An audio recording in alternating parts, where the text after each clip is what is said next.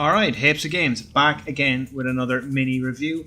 And today I wanted to cover something current and something I found on Game Pass. Yeah, I'm finding Game Pass is excellent for highlighting to me games that I may have missed. And this is another gem that I've absolutely missed. And I've always been a fan of arcade racers, especially stuff like Burnout, Forza, Horizon, games like that. You can pick up and play, not too much brain power required to get stuck into them. And for me, this takes direct influence from Destruction Derby on the PlayStation, if I remember that. Check this out.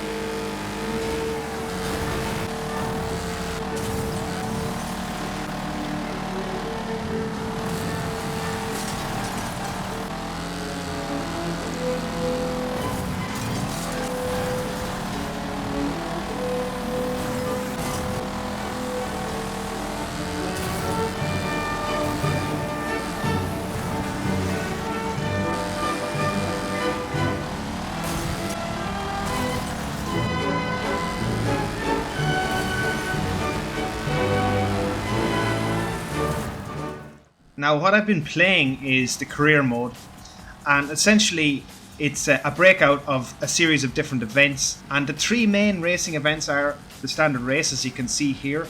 Now the standard race has a bit of a tweak in the formula, a bit similar to Burnout, but maybe a little bit more slower and methodical, because it's a little bit more strategic. It does involve destruction, and you can do damage to your opponents and your opponent's cars, and you can actually wipe them out. But again, it's not as fast-paced as Burnout, if that makes sense. So this is probably the most traditional of the three modes, the three primary modes in the campaign. And then there's the random challenges within each segment, and these are by far the best thing about the game. Whatever legend came up with Lawnmower Deathmatch, I need to meet this guy and shake his hand. It's brilliant. But there's just so many other ones. They're really inventive too. I mean, I'd actually nearly treat them as like mini spoilers if I was to tell you all the ones I've found so far. You know, I've not beaten it yet, as I said. I'm playing through this right now. But I think it's best if you experience these modes particularly for yourself. But as I said, the main focus of the game is the primary races, banger races they're called as well, which is kind of a different style of cars, broken down cars, the Destruction Derby modes, and as I said, these challenging modes, all excellent, and there's so much content packed in here. I probably have played about 6 to 7 hours right now, and I'm absolutely nowhere near getting anywhere near complete the game. Now there is a leveling up system in this game, so that adds that addictive quality to it.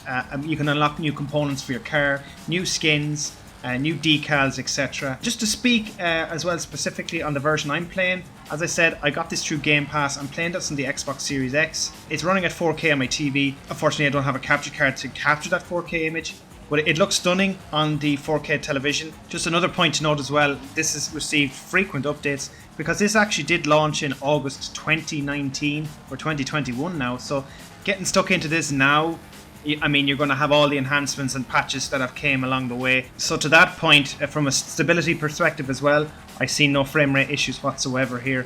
It's rock solid 60 FPS, and I said a 4K image on the Series X. I'm not 100% sure about the performance measurements on the older consoles, as in the Xbox One, the Series S, etc. I assume they're scalable enough.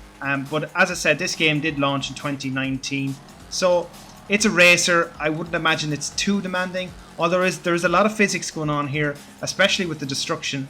And if you notice as well, as we're driving through this map, you can actually see parts of the car, and they actually stay on the track.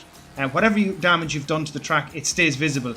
So it's visibly evident here. I've hit a ton of tires, and they're all over the shop. But it's that kind of design aspect that I actually really like about this. So in general, I mean, it's a really fun arcade style racer with that Destruction Derby feel to it. And again, for me, I overlooked this completely when it launched. And that's the joy of Game Pass, as I said. You always pick up on these small little games that you may have missed. So that's it from me from another video, guys. Enjoy the Easter break. And as always, I'll see you in the next video. Thanks for watching.